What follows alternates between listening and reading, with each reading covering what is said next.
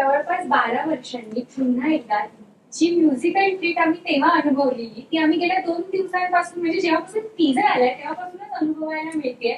मग त्याच्यामध्ये ओला सांजवेळीचं 2.2 वर्जन असो किंवा प्रत्येक गाणी आम्हाला ऐकायला पण खूप छान वाटतंय. तर हा सिनेमा सर पुन्हा एकदा आणावासा ही संकल्पना कशी सुचली?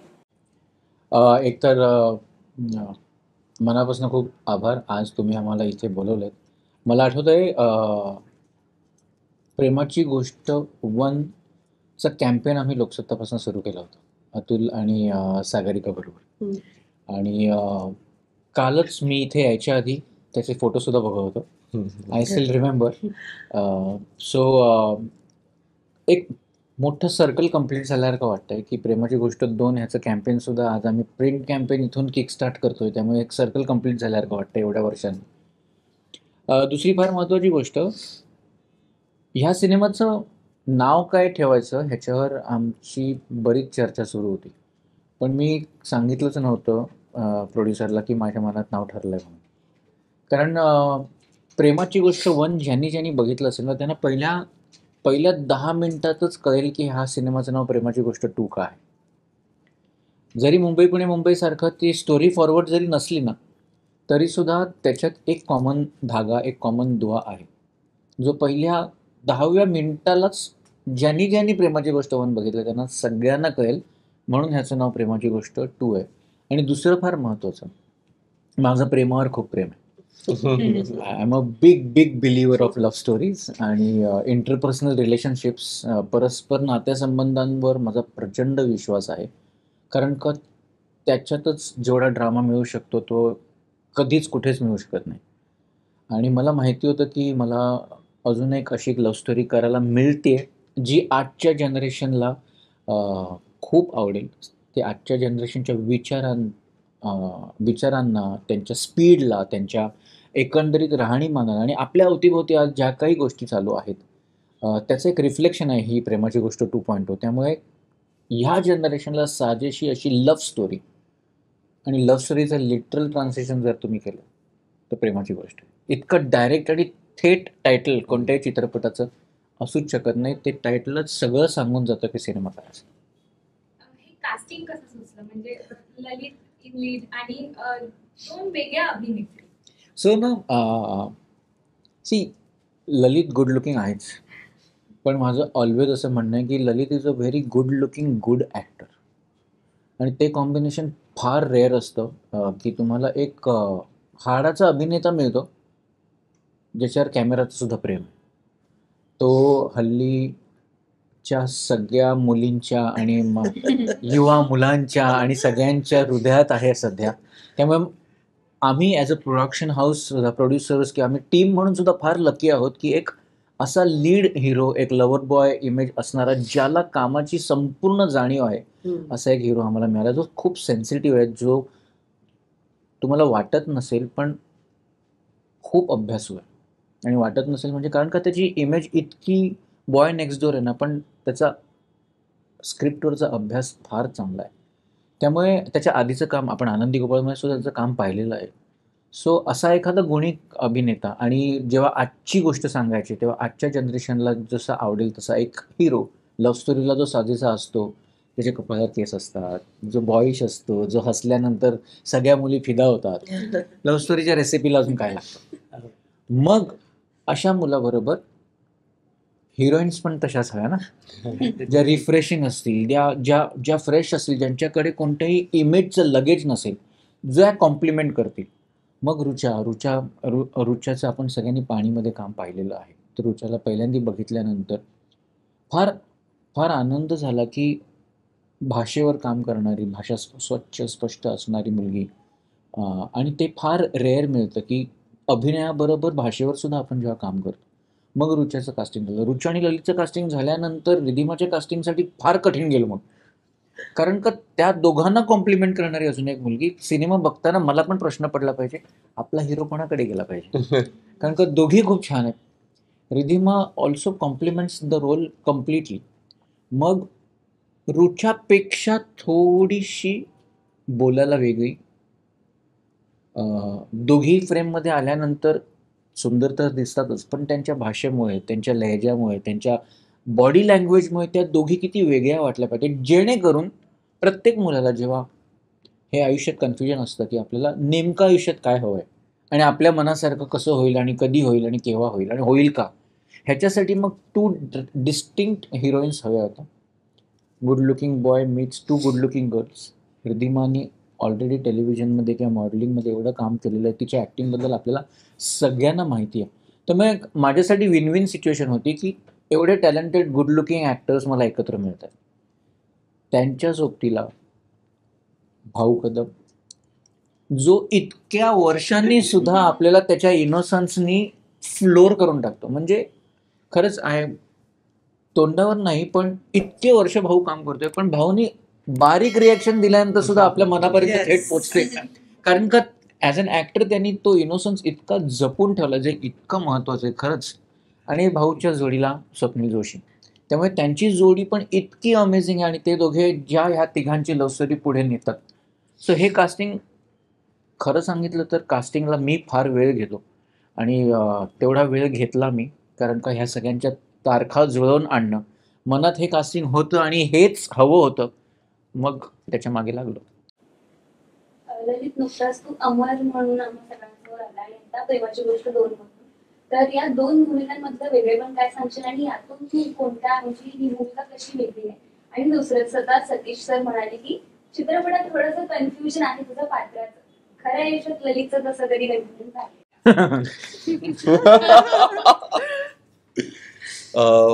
पात्र किती वेगळे आहेत ते मला वाटतं ट्रेलरवरूनच तुमच्या लक्षात आलं असेल.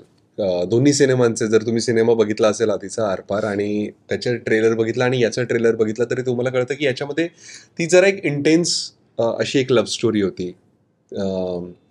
तर याच्यातली इंटेन्सिटी ही वेगळ्या पद्धतीने आम्ही मांडलेली आहे. याच्यामध्ये खूप एंटरटेनिंग गोष्टी आहेत. त्यातला वेंधळेपणा असेल किंवा त्यातलं बॉय नेक्स्ट डोअरचा जो एक त्याचं कॅरेक्टरचं जे आहे ते जास्त आहे. आणि मला वाटतं की इथे फन फॅक्टर खूप जास्त आहे. म्हणजे मला वाटतं की एंटरटेनमेंट म्हणून एक सिनेमा म्हणून ज्या गोष्टी त्याच्यामध्ये, तो माल मसाला मला वाटतं ह्या सिनेमामध्ये खूप जास्त आहे.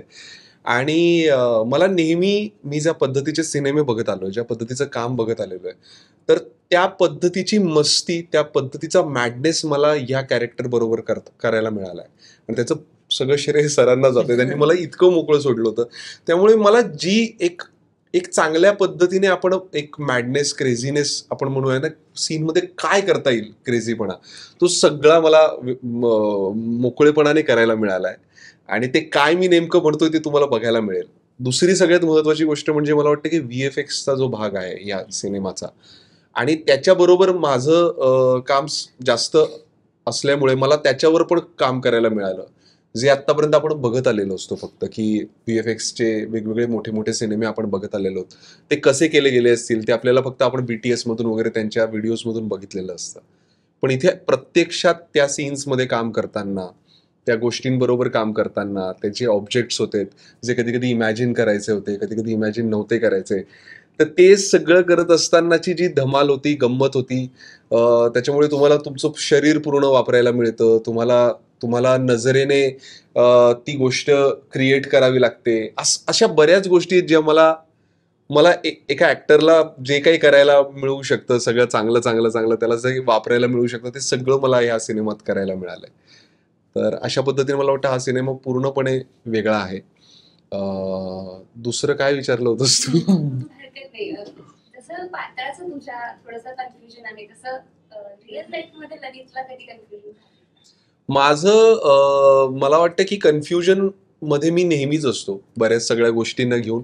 माझी एकच गोष्ट आहे ती सातत्याने मला धरून ठेवते किंवा रुटेड ठेवते, ते म्हणजे माझं काम. तर त्याला घेऊन मी खूपच क्लिअर असतो आणि ते क्लॅरिटी जी आहे ती मला माझ्या या प्रवासात मला पुढे पुढे नेत असते. पण मी पण हे ऑब्झर्व केलं की त्याचा फोकस कामाबद्दल किंवा कामाची क्लॅरिटी, कसे रोल्स, काय काइंड ऑफ सिनेमा आपण केला पाहिजे, घेतला पाहिजे, त्याच्यावर त्याची खूप क्लॅरिटी आहे.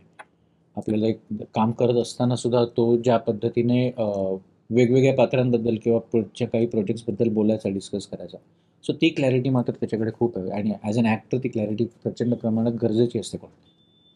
रुचा, अलीकडेच पाणीमध्ये आदिनाथ आणि आता ललित मराठीतल्या 2 लोकप्रिय अभिनेत्यांबरोबर झळकतेस. तर हा अनुभव कसा होता? आणि अलीकडेच आदिनाथची टेलिव्हिजनवर आदिनाथचं पदार्पण झालं, तर तुला सुद्धा तसं काही करायला आवडेल का? टेलिव्हिजन हे खूपच लोकप्रिय माध्यम आहे आणि त्याच्यातून तुम्ही खूप लोकांपर्यंत पोहोचू शकता. असा मी आत्ता सध्या तरी काही विचार नाही केला आहे स्पेसिफिकली टेलिव्हिजनमध्ये काम करायचा. एखादी चांगली संधी मिळाली तर नक्कीच त्याच्यात माझ्याकडे काम संधी करेन. आहे. तयार झालीस की सांग.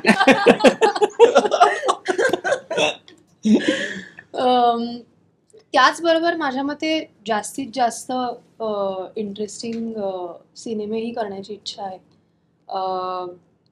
तू जसं म्हणालीस तसं आदिनाथ बरोबर काम करण्याचा अनुभव तर खूप सुंदर होताच आणि दुसऱ्याच चित्रपटात ललित बरोबरही काम करायची मला संधी मिळाली, त्याचाही मला खूप आनंद आहे. दोघंही खूप सिन्सिअर अभिनेते आहेत आणि ते तुम्हाला को ॲक्टर म्हणून खूप देतात. ललितबद्दल बोलायचं झालं तर तो खूपच he is a very selfless actor. तो टीम वर्कर आहे आणि फक्त स्वतःपुरतं काम नाही करत. इतरांना तुमच्या सहकलाकारालाही तो त्याच्या सहकलाकारालाही तो तेवढंच देतो. एखादं आपण कुठे काही चुकत असू किंवा माझा दुसराच चित्रपट आहे तर तो ते तुम्हाला सांगेल आणि तो तेवढा फ्रँक आहे की तो तुम्हाला तेवढा ऑनेस्ट आहे की तो तुम्हाला सांगेल की हे तू थोडंसं बेटर कर. त्यामुळे I feel really blessed. Thank you Lalit. पण ते जेवढं खूप गुड बॉय सारखं सांगतात तेवढं नाही. तो सांगतो पण पहिले 2 वेळा शेंडी लावतो आणि तिसऱ्या दिवशी ही खूप धमाल चालायची सेटवर. तुमच्याकडून जाणून घ्यायला आवडेल. हा प्रश्न विचारण्याचं कारण असं की तुम्ही खरंच ज्या भूमिका साकारल्यात ना त्या बऱ्यापैकी प्रेक्षकांच्या लक्षात राहतात. तर भूमिका निवडताना तुमचे निकष काय असतात? मी ही भूमिका निवडली नाही, सरांनी निवडली खरं तर. आणि त्यांनी बोलवल्यानंतर मी काही विचारलंच नाही. मी आलो, म्हटलं सर बोलत आहेत म्हणजे, आणि मी सांगतोय का केलं होतं आधी आणि नंतर आता हा चित्रपट. मला हेच खूप होतं की सरांनी बोलवलंय म्हणजे चांगलंच असणार. सरांना म्हटलं पण सर मला चांगला एखादा रोल बघा. सर म्हणाले हा चांगला रोल आहे. खरंच चांगला आहे आणि खूप बरं वाटतं. स्वप्नील जोशींबरोबर काम करायला मिळालं मला, ललित बरोबर. यांना तर आता पहिल्यांदा बघतोय मी. त्यांचे एकत्र सीन्स नाही, पण खूप मजा आली आणि म्हणजे मोकळ्या वातावरणात काम करायला मिळालं. सगळेच ओळखीचे असल्यामुळे खूप छान काम झालं. आता बघूया लोकांना किती आवडत आहे. तुझा सगळ्यांबरोबर काम करण्याचा अनुभव कसा होता? आतापर्यंत ॲक्च्युली मी सरांबरोबर एक पण इंटरव्ह्यू नाही दिले तर मी थोडी आत्ताच नर्वस झाले. खूप मजा आली अँड ग्रॅटिट्यूड हा शब्द एकदम टॉप वर्ड झाला आहे माझ्या डिक्शनरीमध्ये आणि खूप शिकायला मिळालं आहे. नवीन फ्रेंड्स मिळालेत आणि सतीश सरांचं दिग्दर्शन म्हणजे I think somewhere in life also I know it's going to benefit me a lot. तो I am really looking forward. माझी पहिली फिल्म आहे अँड सगळे खूप एक्सायटेड आहेत. पहिली फिल्म आहे तर तू काही स्पेशल मराठीचे धडे वगैरे घेतलेलेस का?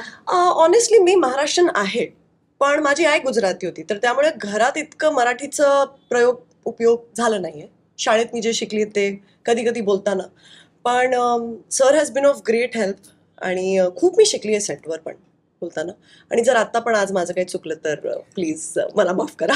इफ यू रिमेंबर, सागरिका सुद्धा असाच गोडवा होता तिच्या मराठीमध्ये थोडासा असं वेगळेपणा होता. आणि कसं आहे ना, गंमत अशी असते ना की आता ना प्रमाण भाषेसारखं काही राहिलेलं नाही. तुम्हाला जोपर्यंत समोरची व्यक्ती काय बोलते हे कळतं ना, तर सिनेमाची आणि ना त्या माध्यमांची गंमत अशी झालेली आहे ना की ते सगळं इन्क्लुझिव्ह झालेलं आहे. जेव्हा सागरिकाला पण मी जेव्हा भेटलो होतो ना तर तिच्या बोलण्यात सुद्धा एक वेगळाच गोडवा होता. कारण का त्यांच्या घरी तशा पद्धतीचं मराठी बोललं जायचं. सो मी तिला सुद्धा कधीच नको तू ना अशा पद्धतीने नको तू असं कधीच केलं नाही. जिथे जिथे आपल्याला फक्त योग्य उच्चार लागतात किंवा व्याकरण जे करेक्ट लागतं तेवढं व्याकरण करेक्ट आहे. पण म्हणून मी मगाशी पण म्हटलं ना, तिचा लहेजा, रुचाचा लहेजा, ललितचा लहेजा, हे 3 वेगळे लहेजे. भाऊचा एक स्वतःचा एक वेगळा लहेजा आपल्याला सगळ्यांना माहिती आहे आणि त्यात स्वप्नीलचा लहेजा. असं ना त्या सगळ्या लहेजांमुळे सुद्धा ना सिनेमाला एक ना खूप इन्क्लुझिव्हिटी आलेली आहे, खूप छान गोडवा आलेला आहे. त्याची पण खूप गंमत झाली आहे. ऐकताना सिनेमा फार वेगळा वाटतो. सातत्याने ना तो एक सेम लाईनवर वाटत नाही. वर खाली, वर खाली, वर खाली सुंदर जातो त्याचा ऑडिओ. सर एकच खंत आहे फक्त या सगळ्या याच्यामध्ये, तुम्ही ह्याही सिनेमात जर एखादा कॅमिओ जरी केला I असता swear. ऍटलिस्ट. नको नको आपण तो वाचवून ठेवूया नंतरसाठी. आहे आणि आम्हाला 21st ला काय माहिती अगं बाबा, नाही नाही असं काय काय माहिती बघा बाबा. सरप्राईज. नाही नाही ऍक्च्युली त्या सिनेमात सुद्धा तो रोल करायला कोणी तयार नव्हतं. शेवटच्या दिवसापर्यंत मी आता सगळेच मित्र आहेत, नावं घेत नाही मी. शेवटच्या दिवसापर्यंत कोण, कारण का अतुल कुलकर्णींसमोर एवढूसा रोल करायला कोणालाच, अरे अतुल समोर एवढा काय आमच्यासाठी काही ठेवणारच नाहीत, एवढा मोठा त्यांची एक तर त्यांची कीर्ती एवढी मोठी आहे अभिनेता म्हणून. मग शेवटपर्यंत कोणीच नाही, मग ठीक आहे, मग काय कमी तिथे आम्ही घुसलो. सर ॲज अ डिरेक्टर म्हणून तुम्ही अनेक लव्ह स्टोरी आत्तापर्यंत घेऊन आलात, पण अशीच एक नवीन जबाबदारी तुम्ही करताय की स्टार प्रवाहाचे हेड म्हणून. तर ते दोन्ही जॉब टफ आहे, दोन्ही जॉब वेगवेगळे आहेत, क्रिएटिव्हिटीच्यानुसार सुद्धा आणि वेळेनुसार सुद्धा. तर ते स्विच ऑन स्विच ऑफ कसं करतात दोन्ही जॉब बाबतीत, आणि जास्त एन्जॉयबल तुमच्यासाठी काम कोणते, दिग्दर्शन की स्टारचं हेड? ह्याच प्रश्नाची भीती होती मला. फक्त याच्यामध्ये सर एक ऍड करतो, याच्यामध्ये सर एक नाटक सुद्धा करत होते. तर ते काम करायचे, नाटक करायचं म्हणजे त्याचा अर्थ तुम्हाला त्या त्या ठिकाणी उपस्थितही राहावं लागतं, त्या त्या ठिकाणी तुम्हाला पोचावंही लागतं त्या प्रयोगांना. Sir please. अरे बापरे. ॲक्च्युली एकतर मला खूप आभार मानायचे माझ्या कंपनीचे स्टार इंडिया नेटवर्कचे, की त्यांना माहिती आहे की मी एक टेक्निशियन आहे, मी एक दिग्दर्शक आहे, मी एक कलाकार आहे. आणि त्यांनी मला जेव्हा हायर केलं तेव्हा त्यांना माहिती होतं की कधी ना कधीतरी अशी एखादी वेळ येईल जेव्हा मी सांगेन की मला काहीतरी करायचं आहे. आणि खरंच त्यांनी फार मोठ्या मनाने मला हे करून दिलं. त्याच्याबद्दल मी त्यांचा, माझ्या अख्ख्या टीमचा मनापासून खूप आभारी, की जेव्हा शूटिंग होती तेव्हा ज्या पद्धतीने आम्ही आधीपासून गोष्टी प्लॅन करून ठेवायचो, कारण का कदाचित आठवडाभर मी नसीन, सो ते आधीपासूनचं प्लॅनिंग माझ्यासाठी त्यांनी ज्या पद्धतीने मीटिंग्ज अरेंज केल्या, माझ्यासाठी मला सांभाळून घेण्यासाठी प्लॅनिंग आम्ही जे काही केलं त्याच्यासाठी मी खरंच फार मनापासून आभारी आहे त्यांचा. कारण का सिनेमा करताना तुम्हाला तेवढा योग्य वेळ द्यावा लागतो. आणि माझे जे बॉसेस होते त्यांनी खरंच खूप सहकार्य केलं मला. त्यांना जाणीव होती की आपण एक इंडस्ट्रीमधला कलाकार आज आपल्याबरोबर काम करतोय, तर ही त्याचीसुद्धा एक ग्रोईंग फेज असते. माझ्यासाठी सुद्धा एखादा सिनेमा करणं किंवा एखादं नाटक करणं हे माझ्या ऑडियन्स बरोबर कनेक्टेड राहण्याचा एक मार्ग असतो. माझ्या गोष्टींमधनं, माझ्या चित्रपटांमधनं मी त्यांच्याशी कनेक्टेड राहतो, आणि तेच इन्व्हर्सली मला माझ्या स्टारच्या कामात सुद्धा मदत करतं. त्यामुळे त्याचा दुहेरी फायदा आहे. जसं मी स्टारमध्ये काम करतोय म्हणून मला इथे फायदा, तसं इथे काम केल्यानंतर मला स्टारसाठी सुद्धा फायदा आहे. स्टारबरोबर मी गेले 6 वर्ष आहे, पण मी एक लेखक, दिग्दर्शक, अभिनेता जवळजवळ गेले 35 वर्ष आहे. त्यामुळे खूप मनाचा मोठेपणा आहे त्यांचा की त्यांनी मला हे अलाव केलं. आणि दुसरा प्रश्न तुझा, काय जास्त चॅलेंजिंग आहे? चॅलेंजिंग किंवा आवडीचं कुठलं? सी हां,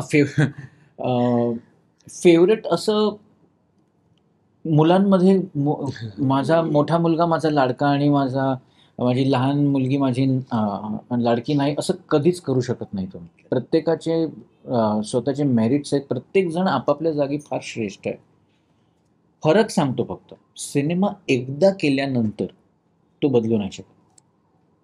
तो मग आयुष्यभरासाठी तसाच आहे. मग जे काही चूक, बरोबर, छान, वाईट जे काही ते कायमस्वरूपी आहे. टेलिव्हिजन तुम्हाला तो एक चान्स देतो की तुम्ही उद्या पण चेंज करू शकता. आज जे झालंय ते तुम्हाला जर असं वाटलं की अरे हे आवडतंय, त्याचा तुम्ही टेम्पो वाढवू शकता. फीडबॅक नंतर असं वाटलं की नाही हे नाही आवडत, ते तुम्ही कमी करू शकता. So television gives you chance to rediscover yourself every day. आणि सिनेमा तुम्हाला एकच चान्स देतो की ते तुम्ही त्या वेळेस, त्या काळात जे तुम्ही स्वतःला डिस्कवर केलंय, शोधलंय, जे सगळ्यांबरोबर काम करून घेतलंय, ते परमनंट. मग आता हे आयुष्यभर परमनंट राहणार आहे. त्यामुळे प्रत्येकाचे वेगवेगळे चॅलेंजेस आहेत आणि प्रत्येकाचे वेगवेगळे गुण आहेत. इन्व्हॉल्वमेंट 20-22 मिनिटाचा एपिसोड असू दे किंवा 2.25 तासाची फिल्म असू दे, तेवढीच आहे, कारण का तुम्हाला प्रेक्षकांना तिकडे तिकडे खेळवून ठेवावंच लागतं. ललित, गेल्या म्हणजे चौथ्या आठवड्यात आरपार मूवी आलाय, तर त्याबद्दल आधी कौतुक, कारण की गेले काही महिने मराठी सिनेमांना जरा चांगले दिवस आल्याचं तो प्रेक्षक म्हणून आनंद आहे. पण तुला असं वाटतं का की आरपारच्या दिवशी इतर 2 सिनेमे आले नसते किंवा मागे पुढे आले असते तर आरपारला आणखीन याचा फायदा झाला असता? काय झालं असतं किंवा कसं झालं असतं याचं आपण काहीच सांगू नाही शकत, कारण आम्ही जर कधी वेगळ्या तारखेला आलो असतो आणि तेव्हाही जर काहीतरी वेगळे सिनेमे असते जे असणारच होते, आपल्याला काही वेगळा आठवडा असा काही नवीन निर्माण नाही करता येणार की ज्या वेळेस काहीच नसेल, कारण दरवेळेला काही ना काही तरी असतंच, गोष्टी असतातच. तर मला ते नाही माहिती की काय झालं असतं किंवा कसं झालं असतं. मला एवढं चांगलं वाटतं आहे की सगळ्या सिनेमांना चांगला प्रतिसाद मिळाला. हम्म. लोक थिएटरपर्यंत गेले, लोकांना थिएटरमध्ये येऊन सिनेमा बघावासा वाटतोय. त्यांना अचानक एक मला वाटतं की चांगल्या पद्धतीने मराठी सिनेमाबद्दलचं कौतुक आणि त्याच्याबद्दलची आपुलकी ही वेगळ्या पद्धतीने जर जागी होत असेल, आणि हे सगळे वेगळ्या वेगळ्या पद्धतीचे आणि धाटणीचे सिनेमे होते, त्यांचा प्रेक्षक वर्ग हा वेगवेगळ्या पद्धतीचा सुद्धा होता. आरपारला जो प्रतिसाद मिळालाय त्याच्यामध्ये मला खूपच कौतुक करावंसं वाटतं, म्हणजे आमच्या सगळ्या टीमचं, की त्यांच्यामुळे असा एक वर्ग, जो तरुण वर्ग आहे, जो फारसा फिरकत नव्हता थिएटरकडे, जे थिएटरपर्यंत गेले, ज्यांचे आम्हाला खूप मेसेजेस आलेले आहेत आणि त्यांनी असं सांगितलं की हा सिनेमा आहे तो आम्हाला येऊन बघावासा वाटला आणि आम्ही आलो आणि आम्हाला आमची निराशा नाही झाली, आम्हाला तो आवडला, आम्हाला तो फ्रेश वाटला, आम्हाला ते हे आवडलं, ते आवडलं. तरी मग नेहमीच्या आपल्या प्रेक्षक वर्गामध्ये आणखी एका नवीन प्रेक्षकांची जर त्याच्यामध्ये जर भर पडत असेल तर ही खूप चांगली गोष्ट आहे. आणि मग ह्या सगळ्या प्रेक्षकांना आता आपल्याला पुढे घेऊन जायचं आहे, तर मग अजून चांगले सिनेमे देऊन आता ही जे जमवलेले लोक आहेत, हे जे कमावलेले प्रेक्षक वर्ग आहे, सगळ्या यांचं मी म्हणतोय, फक्त आरपारच नाही म्हणतोय, ज्यांना ज्यांना आपण आता सवयी लावलेल्या आहेत थिएटरपर्यंत यायच्या, त्यांना आपण चांगलं अजून सिनेमा देत राहू आणि आपला हा प्रेक्षक वर्ग अजून वृद्धिंगत करत राहू, अजून वाढवत राहू. मला अजून एक ऍड करायचं की ह्याच्या आधी सुद्धा 2 मराठी सिनेमे एका दिवशी आलेले. म्हणजे मी अगदी माझंच उदाहरण देतो, कटियार काळजात घुसले आणि मुंबई पुणे मुंबई 3 पण एकाच दिवशी आले. पण त्याच्यामुळे काय होतं माहिती आहे ना, मराठी ऑडियन्स मल्टिप्लाय होतो. जसं ललित म्हणाला ना, की मराठी रसिक प्रेक्षकांना जास्त कॉन्टेंट बघायला अवेलेबिलिटी होते. आपण नाहीतर कसं होतं की आपण, जसं तो म्हणाला की आपण थांबून जर राहील, 52 शुक्रवार असतात वर्षात, पण आपल्याकडे चित्रपटांची संख्या आणि आपण महाराष्ट्रात असल्यामुळे आपलं ओव्हरलॅप मार्केट आहे, हिंदी बरोबर आपला ओव्हरलॅप होणारच होणार. त्यामुळे ज्या पद्धतीने मराठी आज 4थ्या आठवड्यात तो चित्रपट अजूनही थिएटरमध्ये आहे, हेच खूप आहे. कारण का एका ठिकाणी दशावतार सारखा एक रूटेड सिनेमा आणि एका ठिकाणी एक यंग लव्ह स्टोरी. बघ ना, जसं तो म्हणाला की मल्टिप्लाय किती झालं बघ ना ऑडियन्स. ज्या ऑडियन्सला आधी लव्ह स्टोरी बघायची असेल तर तो लव्ह स्टोरी बघेल, मग दशावतारकडे ट्रान्सफर होईल. दशावतार बघून झाल्यानंतर अरे आपल्याला कळले की मे बी यूथ किंवा लव्ह स्टोरीबद्दल चर्चा झाली, चल आता मी हा पण बघतो. मराठी रसिक प्रेक्षकांना दुप्पट पुरवणी मिळाली ना, तर मला असं वाटतं खूप छान आहे, बिंदास केलं पाहिजे, आपण काय प्रॉब्लेम नाही. ललित, तू आत्ता जसं म्हणालास तुझा अनुभव म्हणजे तर आत्ता तू ज्या पोझिशनला आहेस, म्हणजे लीड ॲक्टर म्हणून तुझ्या अचानक शोल्डरवरती एक रिस्पॉन्सिबिलिटी असतेच चित्रपटाच्या दृष्टीने. तर गेल्या काही याच्यामध्ये म्हणजे आपण नेहमी मराठीमध्ये असं म्हणतो की मराठीत कथा हीच हिरो आहे, पण तरीसुद्धा ॲज अ हिरो म्हणून तुम्हाला एका एका एका पद्धतीने असावं लागतं, मेंटेन करावं लागतं, तुमची एक वेगळी इमेज करत राहावी लागते, सतत बदलत राहावी लागते. तर तुझा अनुभव काय आहे ॲज अन ॲक्टर म्हणून, आणि तू जे गेल्या वेगवेगळे जॉनर्स केलेस, तर तुझा या सगळ्यात बद्दलचा अनुभव कसा होता आजवरच्या प्रवासावर? मला काम करताना नेहमी हेच वाटतं की एखादी गोष्ट आपल्याला मिळाली आहे, सुरुवातीला आपल्याकडे चॉईसेस नसतात, आपल्याला जे सिनेमे येतात ते, मला लकीली चांगले सिनेमे, चांगले दिग्दर्शक आले. परेश मोकाशींपासून माझ्या पहिल्या सिनेमाची सुरुवात झाली आणि त्यानंतर मी खूप चांगल्या चांगल्या दिग्दर्शकांबरोबर काम केलं आणि आत्ता मी सतीश राजवाडे सरांबरोबर काम करतोय. तर कुठेतरी मी चांगले दिग्दर्शक माझ्या वाट्याला आले, पण त्याचबरोबर तुम्हाला एका पॉईंट नंतर काही गोष्टींना नाही म्हणावं लागतं तुम्हाला, आणि त्याचं कारण हे की ते जपणं, म्हणजे आपण जे काही तयार केलेलं आहे, लोकांचा विश्वास जो आहे तो जपणं खूप महत्त्वाचं आहे. तो एका सिनेमातून लोकांना आवडू शकतो, दुसऱ्या सिनेमातून अजून त्याच्याबद्दल काहीतरी छान कौतुक वाटू शकतं, पण त्याच्यानंतर तुमची जबाबदारी वाढत जाते की तुम्ही ज्या पद्धतीचं काम करताय, ज्या पद्धतीचं काम त्यांच्यासमोर घेऊन येत आहे, त्याच्यातून तुम्ही तो विश्वास वाढवत नेणं ही तुमची जबाबदारी आहे. तर तुम्ही काय, कारण दरवेळेला त्यांना ते वाटलं पाहिजे की की जसं मला वाटतं की मी मी खूपच कमी काम केलेलं आहे आणि खूपच मला वाटतं की या बाबतीत खूपच लहान आहे. जे सरांनी केले, आपण त्याचंच उदाहरण घेऊया की आत्ता आपण ज्या पद्धतीने, खूप कमी दिग्दर्शक आहेत की ज्यांचा स्वतःचा ऑडियन्स आहे, ज्यांच्या स्वतःचे प्रेक्षक वर्ग आहे की जे त्यांच्यावर प्रेम करतात, त्यांच्या पद्धतीचा सिनेमा बघतात. तर हे त्यांनी जपलंय. त्यांनी भराभर असे वाटतील तसे सिनेमे नाही केलेत. त्यांना जे आवडेल, त्यांचा ज्याच्यावर विश्वास होता, त्यांना जी गोष्ट सांगावीशी वाटत होती, ते वेळोवेळी स्वतःला अपडेट करत राहिले. तेच एकाच पद्धतीचा सिनेमा नाही करत राहिले. एक डाव धोबी पछाड सारखाही सिनेमा त्यांनी केलाय, मुंबई पुणे मुंबई केलेलं आहे, ती सध्या काय करते सारखा सिनेमा केलाय, आपला माणूस, त्याच्यानंतर आपण आत्ता बघतोय प्रेमाची गोष्ट 2. तर इथे तुम्हाला स्वतःला अपग्रेड करत राहणं, कारण काळ बदलतोय. त्या काळाबरोबर तुम्ही बदलला नाहीत तर तो काळ तुम्हाला मागे सोडणार आहे. आणि एक महत्वाची गोष्ट मला अशी वाटते की मला हे सगळं करत असताना मला गृहीत नाही धरायचंय प्रेक्षकांना. मला असं वाटतं आपला प्रेक्षक हा खूप हुशार आहे, तर मी स्वतःला मी गृहीत नाही धरणार स्वतःला. तर मला माझ्या शरीरावर काम करायचंय, मी करणार. मला माझ्या लुक्सवर काम करायचंय, मला माझ्या भाषेवर काम करायचंय, मला ज्या ज्या गोष्टींवर, माझा डान्स चांगला नसेल तर मला माझ्या डान्सवर काम करायचंय. ज्या ज्या गोष्टी आहेत ज्याच्याने माझी वाढ होईल आणि जेणेकरून प्रेक्षकांना सतत हे वाटत राहील की अरे मागच्या वेळेस आम्ही बघितला त्याच्यापेक्षा हा ललित अजून थोडा नवीन आहे, अजून काही 2 गोष्टी ऍड झालेल्या आहेत, तर ते मला सतत देत राहावं असं वाटेल त्यांना. सतीश सर, त्याने विषयाला सुरुवात करून दिली म्हणून लव्ह स्टोरी आणि सतीश राजवाडे हे इनसेपरेबल आहे. आणि त्याने जशी उदाहरणं दिली, म्हणजे प्रेमाची गोष्ट ती सध्या काय करते, तर मला वाटतं एका पिढीचं ते टेम्पलेटच आहे, म्हणजे ते विसरतच नाहीत. ती सध्या काय करते, हे गप्पांमध्ये, कॉन्व्हर्सेशनमध्ये सुद्धा ती गोष्ट होत राहते. तर आता जी इतका ऑडियन्स बदलला आहे आणि लव्ह स्टोरीज सुद्धा वेगवेगळ्या, जसं आता ललित म्हणाला की आरपारमधली जी इंटेन्स लव्ह स्टोरी होती, जी मराठीमध्ये आत्तापर्यंत कधीच आली नव्हती, आणि त्या ऑडियन्सला तो मूवी आवडला. तुमचा जो ऑडियन्स आहे तो गेली कित्येक वर्ष एका वेगळ्या पद्धतीने, म्हणजे ज्याला फॅमिली एंटरटेनमेंट पण हवी आहे आणि जो कुठल्याच टोकाकडे जायचं नसतं, त्याला सुवर्णमध्य साधायचा असतो नेहमी. तर हे सगळं गणित लेखक म्हणून नव्याने लव्ह स्टोरी रंगवताना हे पिढी दर पिढी होणारे बदल जे असतात, त्याचा कसा काय विचार केला, किंवा काय पद्धतीने लेखकाला त्याच्याबद्दल मेहनत घ्यायची असते किंवा अभ्यास असतो ते? ॲक्च्युली हा फार महत्त्वाचा प्रश्न आहे आणि आय एम सो हॅपी की हा प्रश्न उपस्थित झाला आहे. As a story teller, as a film maker, as a technician, जसं ललित म्हणाला, ॲज अन ॲक्टरसुद्धा ना तुम्हाला स्वतःला अपग्रेड करत राहावंच लागतं. जर मी अजूनही एकदा धोबी पछाड किंवा मुंबई पुणे मुंबई 1 याच झोनमध्ये राहिलो असतो तर कदाचित माझा आत्ता हा 16वा किंवा 17वा चित्रपट नसता. दर 2 वर्षांनी ना सेट ऑफ ऑडियन्स हा बदलतो आणि इतकं करेक्ट वाक्य आहे ना की आपण रसिक प्रेक्षकांना गृहीत धरू शकत नाही.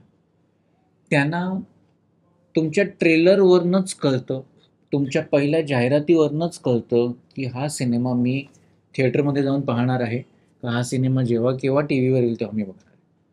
त्यांचं ठरलेलं असतं. मग ते एका दिवशी, एका आठवड्यात 3 सिनेमे रिलीज झालेले 3ही बघतील, जर त्यांना गॅरंटी असेल ना की हा सिनेमा मला जाऊन बघायचा. त्यामुळे अपग्रेड होत राहणं, सातत्याने वेगवेगळे प्रयत्न करत राहणं हे फार महत्त्वाचं असतं. नाहीतर आपण पण ॲज अ स्टोरी टेलर किंवा डिरेक्टर, टेक्निशियन म्हणून स्टॅग्नंट होतो, एकाच जागेवर राहतो आणि मग वेगळे विचार येत नाहीत. थोडासा डिस्कम्फर्ट झोनमध्ये स्वतःला टाकणं ॲज अ टेक्निशियन किंवा ॲज अ स्टोरी टेलर फार महत्त्वाचं असतं. ह्यावेळी आम्ही स्वतःकडे एक छोटंसं चॅलेंज घेतलं. मी छोटंसं म्हणेन कारण का जोपर्यंत ते यशस्वी होणार नाही तोपर्यंत त्याचं मॅग्निट्यूड कळणार नाही. प्रत्येक वेळी आपण जी प्रेमकथा सांगतो, ह्यावेळी ती प्रेमकथा एका वेगळ्या पद्धतीने आपल्याला उलगडता येईल का? आणि ह्या सिनेमाने ती अपॉर्च्युनिटी आम्हाला सगळ्यांना दिली, कलाकारांना, निर्मात्याला. असा एखादा निर्माता मिळणं जो ह्या जनरेशन्ससाठी एक वेगळ्या पद्धतीचं नरेटिव्ह घेऊन आपण लव्ह स्टोरी सांगूया त्याला तयार होणं, जसं मी नेहमी म्हणतो की ही लव्ह स्टोरी VFX ला धरून पुढे उलगडणारी लव्ह स्टोरी आहे. म्हणजे काय तर ते चित्रपट बघितल्यानंतरच कळेल. पण एखादी लव्ह स्टोरी VFX सोबत उलगडली जाणं हा आपल्यासाठी फार नवीन अटेम्प्ट आहे. कधीच कोणी केलं नाही का? अजिबात नाही. भरपूर जणांनी केलं, सगळ्यांनी केलं. लव्ह स्टोरी मी माझ्या पद्धतीने एक लव्ह स्टोरी सांगतो जी VFXच्या माध्यमातनं पुढे पुढे उलगडत जाणार आहे. ते जे VFX आहे हे गिमिक नसून ते या स्टोरीमधलं एक पात्र आहे ज्याचे खूप महत्त्वाचे एलिमेंट्स आहेत गोष्ट पुढे नेण्यासाठी. तर हा एक प्रयत्न जो आता पहिल्यांदा मी एका लव्ह स्टोरी बरोबर करतोय. ते करण्याच्या मागचं कारण पण हे आहे की लॉकडाऊन नंतर ना जनरलीच ना व्ह्यूइंग हॅबिट्स पण फार बदलले आहेत. आपण लॉकडाऊनमध्ये घरात बसल्या बसल्या वर्ल्ड कॉन्टेंट बघितलेला आहे जो आधी आपण एवढ्या प्रकर्षाने किंवा एवढ्या घाईघाईत बघितला नव्हता. त्याच्यामुळे सगळ्यांचे डोळे आता तयार झालेत. सगळ्यांना मोठा स्केल काय असतो, सगळ्यांना अरे हे तर मी तिथे बघितलं आहे. आता तुम्ही लोकांना ते पण नाही सांगू शकत की इथून कुठून तरी उचलले तिथून कुठून तरी उचलले आणि रसिकांना कळणार नाही. कारण का आता विथ OTT, विथ एवढा वायफाय, विथ सोलो स्क्रीन्स लोक येता जाता वर्ल्ड कॉन्टेंट बघत असतात. त्यामुळे जसं ललित मगाशी म्हणाला तुम्ही ऑडियन्सला गृहीत धरूच शकत नाही. तुमचा वेगळेपणा तुमच्या गोष्टीतनं मग तो थोड्याफार प्रमाणात का असेना पण तुमच्या ऑडियन्ससाठी तुमचा तो छोटा छोटा वेगळेपणा दरवेळी देत राहिलात ना तर तो ऑडियन्स तुमच्यासाठी त्या पर्टिक्युलर कलाकारासाठी, तंत्रज्ञासाठी, लेखकासाठी नक्की गर्दी करतो. कारण का त्यांच्या मनात एक खात्री असते की मी जे तिकीट काढतोय त्याचा मोबदला मला आतमध्ये गेल्यानंतर 2-2.25 तासात मिळणार आहे. माझं पाकीट मारलं जाणार. हो, या निमित्ताने एक विचारावं असं वाटतं की जसं सतीश सर आहेत, ललितही आता आरपारच्या निमित्ताने निर्माता म्हणून पण वेगळ्या भूमिकेत आपण पाहतोय.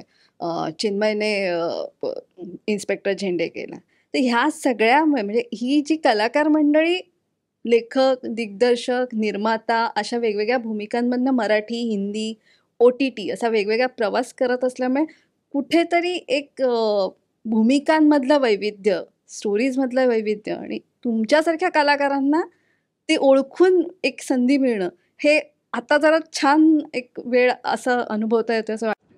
नाही, खरंच आहे ते. कारण तसे दिग्दर्शक, लेखक हे हवेत की ज्यांना माहिती आहे बाबा की हा काय करू शकतो किंवा याला चान्स देऊया. आणि ती संधी खरंच सतीश सरांनी पहिल्यांदा दिली आधी. आणि मग त्यांनी विचार केला की हे मी असलं कॅरेक्टर कधी केलंच नव्हतं. आणि मी म्हटलं अरे बापरे, हे जेव्हा स्वप्नील सोबत आता पहिल्यांदा करत होतो म्हटलं हे जरा वेगळंच आहे. आणि खरंच मला ज्यांनी म्हणजे खरं तर लेखक, डायरेक्टर यांनीच मोठं केलं आहे असे रोल देऊन. त्यामुळे ते वेगळं पण दिसलं आतापर्यंत. नाहीतर ते दिसलं नव्हतं. नाही तर आमचं होतंच चला हो द्या बाकी तेच करत होतो. पण त्यातून बाहेर काढायचं खरं तर श्रेय त्यांचे आभार मानले पाहिजेत. त्यांनी तो रोल मला दिला आणि माझ्याकडून करून घेतला. तर त्यांचे आभार. आणि असेच रोल मिळत राहो आणि खूप काम करायचं. अजून एक चान्स दिला तर मी करेन. बसल्या बसल्या तो किती इनोसेंटली ह्युमर काढतो बघा. तर गॉड गिफ्ट आहे त्याच्याकडे खरंच. म्हणजे भाऊला कास्ट करणं हे माझ्या मते प्रत्येक दिग्दर्शकाचं ना कुठेतरी एक ना सुप्त स्वप्न पण असतं. वाव. कारण का त्या कॅरेक्टरला जर भाऊ कदम आम्हाला जर त्याच्या डेट्स मधनं मिळत असेल तो असं म्हणतोय की आम्हाला बाहेर काढला असं काही नाहीये. भाऊच्या तारखा मिळवणं म्हणजे फार कठीण असतं. आता मोकळा झाले सर. नाही पण कारण का तो डिलिव्हर करतो ना ते. आज सर्वात कठीण गोष्ट कोणती असेल ना तर लोकांना हसवणं आहे. लोकांच्या चेहऱ्यावर बसल्या बसल्या स्माईल आणणं ही सर्वात कठीण गोष्ट आहे. आणि मला असं वाटतं भाऊ ब्लेस्ड आहे. कधी कधी भाऊने फक्त हात वरती केला तरी दोनदा स्माईल येते. माहिती एखाद्या कलाकाराकडे ते भांडवल असतं आणि म्हणजे मग ते त्यांनी फार छान जपलंय स्वतःकडे. माझा पहिला सीन होता भाऊंबरोबर आणि भाऊ बसले होते आणि स्क्रिप्ट असं हातातच होतं. सीन सुरू होईल, मला टेन्शन आलंय. म्हटलं अरे भाऊ, म्हटलं काय बोलतो. अरे नाही, अरे पाठ होत नाही ते माझं, मला टेन्शन आलंय वगैरे. आणि भाऊन ऍक्शन म्हटल्यानंतर भाऊंनी जे सुरू केलं मी प्रेक्षक झालो. थोडा मी लगेचच प्रेक्षक झालो, मी बघत होतो भाऊंकडे, म्हटलं अरे इतकं सहज करतात ना की तुम्हाला कळतच नाही की ते त्यांनी ह्युमर कधी काढलाय आणि काय, असं एकदम मिक्स असतं त्यांच्या सगळ्या गोष्टी. कमाल आहेत ते. भाऊ सर, अलीकडेच तुमचं मनोज वाजपेयींनी सुद्धा कौतुक केलेलं एका मुलाखतीत, तर त्यांच्याबरोबर काम करण्याचा तुमच्या अनुभवाबद्दल काय सांगाल? खरं तर वाजपेयी सर त्यांच्या जवळ काय बसायचा चान्सच नव्हता, म्हणजे गप्प बसायचो मी. काय बोलणार त्यांच्याशी किंवा काय सांगणार. आणि बस ते नंतर मला कळलं की ते मला ऑब्झर्व करतात, हे कुछ अलग ही आहे वगैरे, हे मला माहितीच नव्हतं. आणि मी म्हटलं अरे बापरे, यांनी खूपच मोठी जबाबदारी दिली. जो मी विचार पण करत नसेल ते बोलायला लागेल. आणि मी हिंदीमध्ये पहिल्यांदा काम करत होतो मी, तसं एक केलं होतं छोटंसं, पण हे मोठं होतं. तर म्हटलं काहीतरी ऑफर वगैरे आली हिंदीची तर पळायलाच पाहिजे. त्यांनी कौतुक केलं की अलग ही ऍक्टर है, सोचता है, चुप बैठता है लेकिन उसके मन में कुछ अलग ही चलता है. पण खरं असतं ते. खरं मी जेव्हा करतो ना, आता ललितने बघितलं, मला खूप टेन्शन येतं. कारण हे एवढं नाटकाला काय वाटत नाही, आम्हाला 15 दिवस 20 दिवस देतात, पाठांतर होतं. इथे करायच्या वेळी खूप सर होते, ते म्हटलं आता ह्याच्यावर पुढचं असतं ना आपला, हा बरा आहे बाबा. पण नाही, ते झालं. खूप करता आलं काम त्यांच्याबरोबर सुद्धा, वाजपेयींबरोबर. आणि एक हिंदीत वेगळं खूप रिस्पॉन्स छान मिळाला. बघू आता काय आलं तर नक्की करेन, पण ते पण आता काम मी बिझी आहे सध्या. सरांबरोबर करतोय, त्याच्यानंतर बघू. आणि एडिट टेबलवर सुद्धा ना, आता ह्याची कोणती रिॲक्शन ठेवू आणि कोणती नको ठेवू, हे जेव्हा होतं ना, तेव्हा तुम्हाला कळतं की बारीक. आणि ना प्रत्येक वेळी तुमच्याकडे डायलॉग्स असले पाहिजेत असं नाही. पण ज्या एडिटरची सुद्धा पंचायत होते ना की सर ही घेऊया रिॲक्शन की ही घेऊया, त्याच्यात तुम्हाला त्या ॲक्टरची क्वालिटी कळते की तो ॲक्टर काय करून गेलाय तुमच्या नकळत. Spoiled for choice. आता विषय निघालाच आहे म्हणून, तुम्ही जसं सतीश राजवाडे म्हटलं की लव्ह स्टोरी हे निघतंच, तसं तुम्ही म्हटलात की चला हवं द्या हे येतंच. त्यात आता दुसरा सीझन चालू आणि खूप लोक तुम्हाला मिस करतात. तशा खूप प्रतिक्रिया सुद्धा आहेत की भाऊ कदम हवेत किंवा काय. तर 2 मध्ये तर बोलवलंच, तर जायला आवडेल का? प्रमोशनसाठी होईना किंवा कशासाठी सुद्धा जायला आवडेल का? आणि तुम्ही बघताय का तुझं, तुम्ही एन्जॉय करताय? खरं तर बघत नाहीये, कारण आम्ही चित्रपट करतोय साबळे आणि मी, त्यामुळे त्याच्यात बिझी आहोत आम्ही सध्या, त्यामुळे ते होत नाहीये.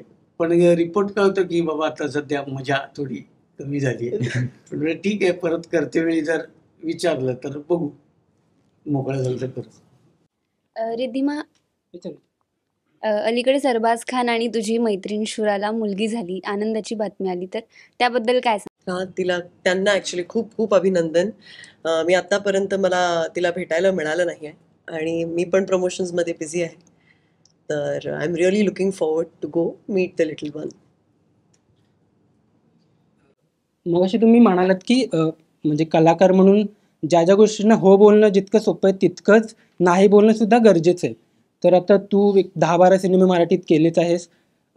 सगळ्यांनाच ॲक्च्युली प्रश्न आहे, तुमचा दुसरा सिनेमा आहे, तुमचा पहिला सिनेमा आहे, भाऊसरांनी खूप सारी कामं केली. तर हो नाही म्हणणं हे कलाकाराच्या आयुष्यात म्हणजे कुठल्या स्टेजला येतं की आपण आता नाही म्हणू शकतो, हे कलाकार म्हणूनही जाणून घ्यायला आवडेल.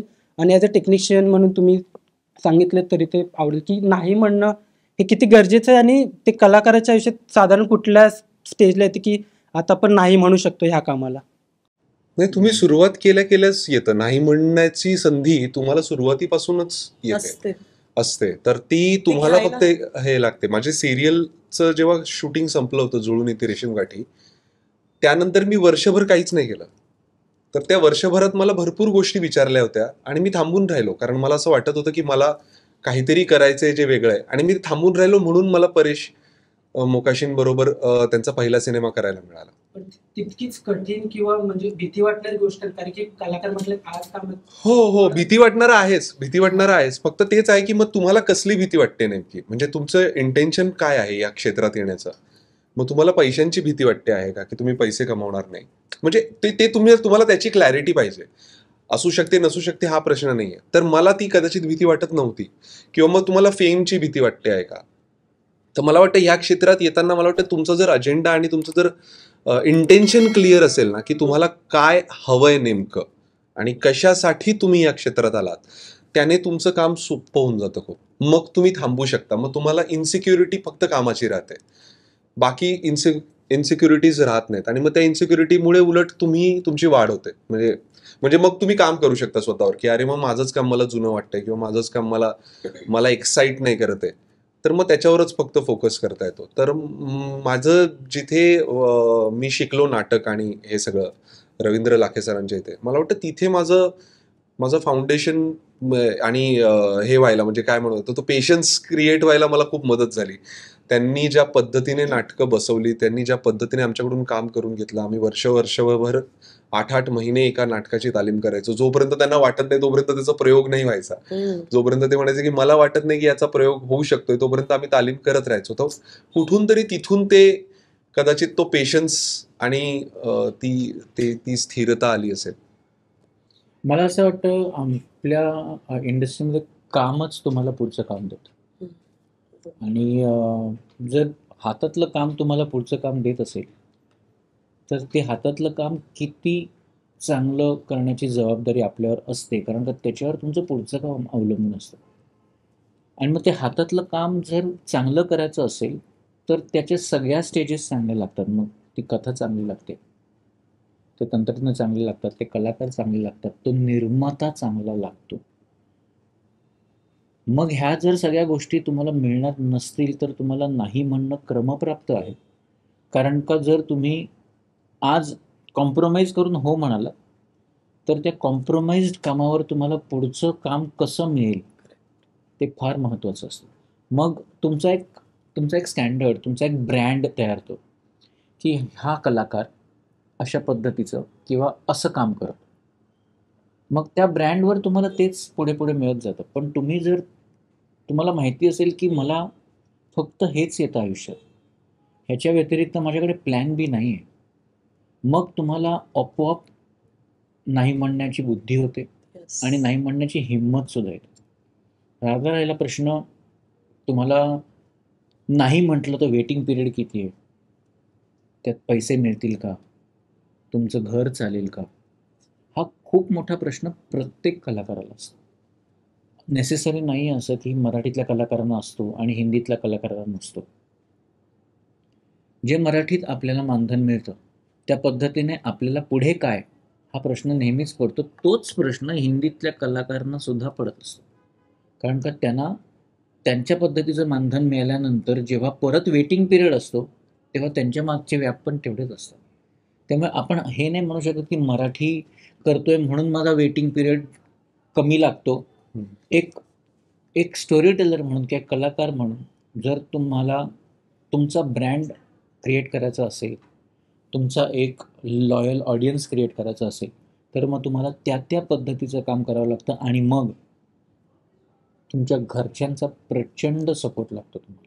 जर तुमचे घरचे तुमच्यासोबत उभे नसतील ना, तर मग हे करणं फार कठीण आहे. हे मी माझं पर्सनल सांगतो. जर माझ्या घरच्यांनी, माझ्या बायकोनी, माझ्या मुलांनी, माझ्या आईवडिलांनी, माझ्या सासूसासऱ्यांनी सांगितलं असतं 1-2 वर्ष काय ते बघ, नाही तर बाबा बघ तू वेगळा मार्ग पकड, तर कदाचित आज मी इथे नसतो. तुमचं स्वप्न तुमच्याच सोबत बाकीची माणसं सुद्धा बघत असतात. मग तुमच्यावर दुप्पट जबाबदारी येते ते स्वप्न साकारण्याची. आणि ते स्वप्न जर तुम्हाला साकारायचं असेल, तर तुम्हाला येस आणि नो मधला चॉईस करावाच लागतो. कारण का तो येसवाला चॉईसच तुम्हाला इतरांच्या सगळ्यांच्या स्वप्नपूर्तीपर्यंत येणार असतो. म्हणजे इतकी कामं करूनही अगर नाही म्हणाला तर कुठल्या हो म्हणालोय, सर म्हणाले तीच परिस्थिती माझी आहे सेम. आणि फक्त मी बघतो की बाबा कोण डिरेक्टर आहे, हा नवीन आहे का, याने काही केलंच नाही का, तर त्याला नाहीच म्हणून सांगतो. कारण त्यातून काय होणारच नसतं. तेवढंच. बाकी करतो मी, चित्रपट केले, गरजेचे होते, जशी परिस्थिती मी म्हटलं ना ती गरजेची आहे, त्यामुळे करावे लागले. आत्ता काय झालं, मी 10 वर्ष ते करत असल्यामुळे त्याचा हे होतं, त्याच्यात तर करायला मिळतच नव्हतं. पण आता ठरवू शकतो की नाही बाबा मला हे नाही करायचंय, हे करायचं तेवढं. आणि सपोर्ट घरच्यांचा असल्यामुळे, फॅमिलीचा, करेक्ट, त्यामुळे ते करू शकतो. तुम्हाला तिघांनाही अजून एक याद मिळतं प्रश्न म्हणजे मराठी ही एकमेव इंडस्ट्री आहे आता या क्षणाला की रंगभूमी आणि चित्रपट दोन्हीकडे प्रेक्षकही आहेत आणि चांगल्या कलाकृती आहेत. वेगवेगळे विषय म्हणजे सिरियल किलर सारखं नाटक आहे, परफेक्ट मर्डर सारखं नाटक आहे, कुटुंब कीर्तन सारखं अगदी तद्दन सासू सुना आणि अशा पद्धतीचं नाटक आहे. सगळ्या प्रकारच्या नाटकाला प्रेक्षकांचा प्रतिसाद गर्दी मिळते. तर ते हे कलाकार म्हणून तुम्हाला तिघांना कसं वाटतं? कारण तू प्रायोगिक सुद्धा तू बरेच वर्ष करत होतास, इव्हन चित्रपट करताना सुद्धा प्रायोगिक करत होतास. तर हे कलाकार म्हणून तुम्हाला ही सगळी वाटचाल दोन्हीची कशी वाटते आणि प्रेक्षकांचं काय त्याच्यामध्ये प्रतिसाद आहे असं वाटतं? कशा प्रकारचा प्रेक्षक आता डेव्हलप झालाय असं वाटतं ओव्हर द इयर्स? मला फार असं वाटतं आपला प्रेक्षक ना इक्विलायझर आहे. त्याला एक्झॅक्टली माहिती असतं की आणि काय माहीत नाही, म्हणजे जेव्हा मी पण रसिक प्रेक्षक म्हणून तिकीट काढतो ना तर मला पण माहिती असतं मला काय बघायचं. त्यामुळे हे बहुतेक ना आपल्या इंडस्ट्रीला मिळालेलं एक वरदान आहे की त्यांना माहिती आहे चांगलं नाटक गर्दी, चांगला सिनेमा गर्दी. ते एवढे चोखंद आहेत, त्यांचं स्वतःचा अभ्यास इतका आहे, त्यांनी स्वतः इतक्या चांगल्या चांगल्या गोष्टी बघितलेल्या आहेत त्यांच्या उभ्या आयुष्यात, तर तुम्ही त्यांना चीट करूच शकत नाही. त्याच्यामुळे मग जबाबदारी एवढी वाढते ना की आपल्याला जर प्रेक्षक हवा असेल तर आपल्याला एका पर्टिक्युलर दर्जाचं काम करावं लागतं. त्यामुळे मला तर खूप आनंद होतो की मी मराठी इंडस्ट्रीमध्ये काम करतो आणि अशा पद्धतीचा ऑडियन्स जे प्रत्येक रिजनमधली माणसं अप्रिशिएट करतात की आज थिएटर करणारा जो एक कलाकार वर्ग आहे त्याला असा ऑडियन्स मिळतो किंवा अशा ऑडियन्ससाठी थिएटर केलं जातं. त्यामुळे खूप आनंद होतो जेव्हा असा प्रेक्षक मिळतो ज्यांना काय चांगलं आणि काय वाईट हे असं माहिती असतं. Can I add something to it? I personally feel that Marathi audiences are more loyal to the craft and the art that is offered to them. आणि हे सगळीकडे बघायला नाही मिळत. I don't think so you can see that across all regional languages. And maybe I'm biased, पण असं मला वाटतं आणि हे मी ऑब्झर्व केलं. सो या याच्यात एकच गोष्ट अजून म्हणून तेच की सर जे म्हणाले ते की आमची जबाबदारी जास्त वाढते. मग मला वाटतं की आम्ही मग अजून, कारण त्यांना भूक आहे, त्यांना बघायचं आहे, मग आता आपण काय वेगवेगळे अजून जॉनर देऊ शकू, अजून काय वेगळं काम देऊ शकू, अजून किती एक्सप्लोर करू शकू, अजून काय देऊ. कारण त्यांना तुम्ही चांगलं काम द्या ते बघतायत. तुम्ही वेगळ्या पद्धतीचं नाटक घेऊन या. संगीत देवबावळीसारखा एक प्रयोग झाला, तो किती लोकांनी उचलून धरला आपण बघितलंच. सो फोक आख्यांसारखं एक काहीतरी केलं आपण, ते सो लोकांना बघायचं आहे. आणि आपल्याकडे आपली परंपरा पण एवढी छान आहे, एवढी जुनी आणि एवढी समृद्ध अशी परंपरा आहे आपल्याकडे. मला वाटतं बाकीच्या यांच्याबद्दलचं मला फार माहीत नाही आहे, पण मी हक्काने सांगू शकतो की आपली जी संत परंपरा आहे, आपल्या संतांनी जेवढं लिहून ठेवलेलं आहे, जेवढं लिटरेचर त्यांनी दिलेलं आहे, तेवढं मला वाटतं क्वचितच बाकी कुठल्या तरी भाषेतल्या संतांनी तेवढं लिटरेचर लिहिलेलं असेल.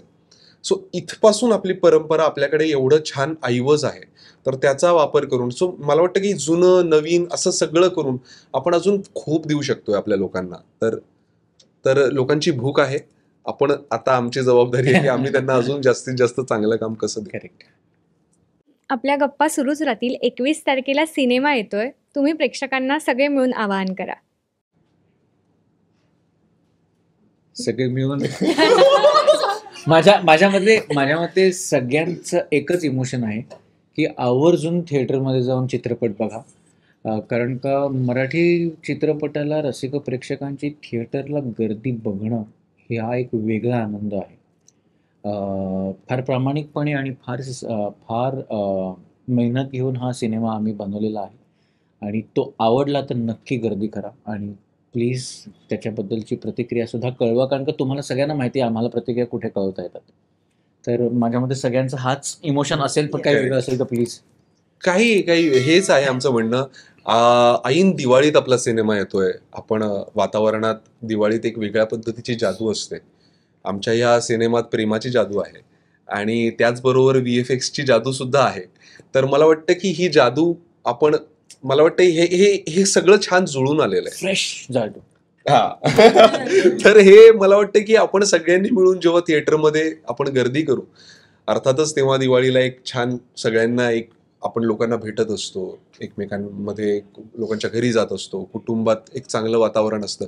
तर ह्याच एनर्जीमध्ये, ह्याच स्पिरिटमध्ये मला वाटतं हा सिनेमा सुद्धा लोकांनी बघावा आणि तो उचलून धरावा, एवढीच आमची अपेक्षा आहे. दिवाळीत सगळीकडे फटाक्यांची आतषबाजी सुरू राहील. बॉक्स ऑफिसवर तुमच्या प्रेमाच्या गोष्टीची जादू चालेल अशी आमच्या सगळ्या टीम कडून तुम्हाला चित्रपटासाठी खूप खूप शुभेच्छा. थँक्यू. तुम्ही Thank सगळे आलात त्यासाठी खूप मनापासून thank you. Thank you Thank you. Thank you खूप बरं एवढे वाटलं गप्पा सुंदर प्रश्न विचारल्यासाठी. Thank you so much. थँक्यू.